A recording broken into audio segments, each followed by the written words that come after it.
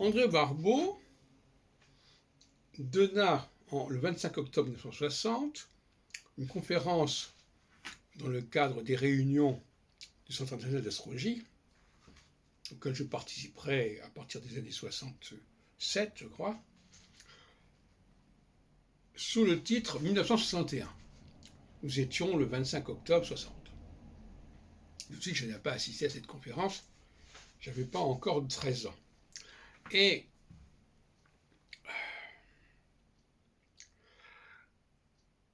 donc c'est dans le numéro 76 des cahiers astrologiques, qui est d'ailleurs un numéro d'astrologie mondiale consacré à un numéro spécial, je crois. 1961, c'est le nom de la communication. Alors, je n'ai pas eu le temps de consulter les cahiers astrologiques des années 61-62 pour voir comment Barbeau réagissait aux événements. Et les événements, c'est pas n'importe quoi, puisque c'est Berlin, c'est le mur de Berlin qui est construit en 61, et c'est la crise des missiles de Cuba, excusez du peu, avec des menaces nucléaires, des tensions nucléaires qui n'ont jamais existé autant qu'à ce moment-là, et qui n'existeront plus jamais par la suite. La leçon aura servi, parce que vraiment on est passé à côté d'une catastrophe. Et donc, Barbeau, alors je n'ai pas le document sous les yeux, mais il y a une formule qui m'est restée en mémoire, à savoir qu'il termine sa conférence en disant « Oh, mais attention, en 63, ça ne va pas du tout être la même chose. Ça va être beaucoup plus grave et ça sera redoutable. » L'expression est de lui.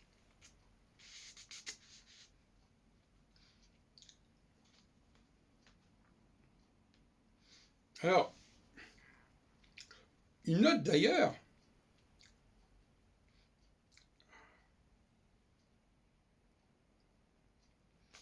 c'est assez curieux parce que on est quand même à la veille de ces événements-là, à la fin 60.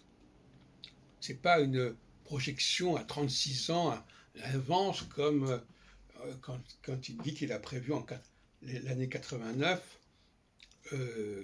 dès 1955, etc. Bon, ça c'est autre chose. Alors là, c'est un autre problème. De même que Léon Lasson qui annonce 15 années de paix en 1937 pour les 15 années qui viendront, on est là devant des paradoxes intéressants, mais qui se comprennent. L'astrologue, pour se distinguer, il doit bien dire des choses différentes de ce qu'on pense. Il doit même aller à contre-courant. Mais là, il joue un jeu dangereux. C'est un jeu dangereux à tout point de vue.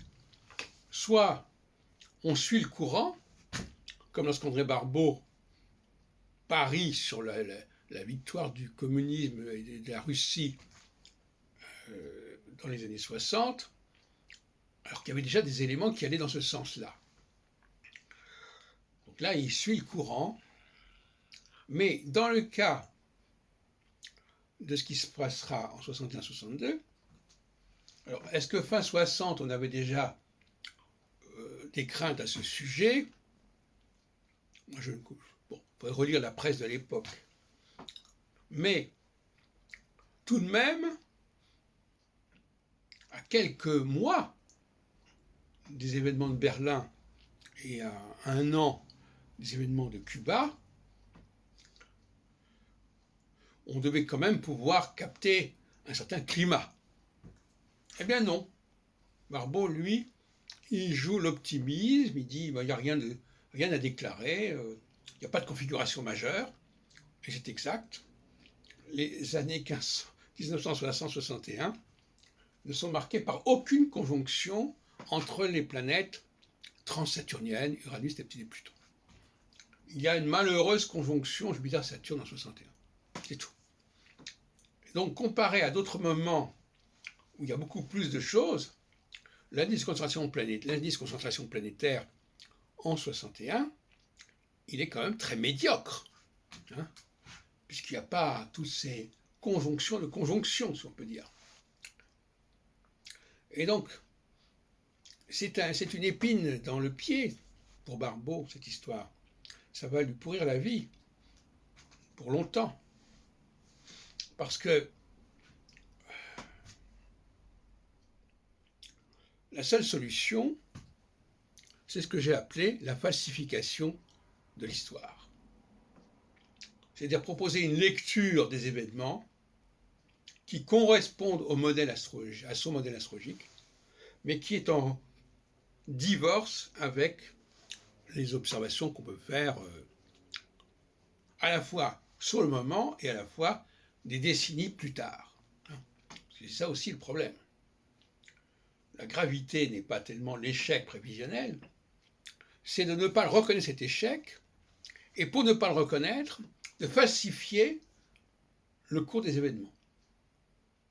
De le falsifier soit en disant des choses qui ne correspondent pas, mais de le falsifier tout simplement en ne mentionnant pas les événements en question.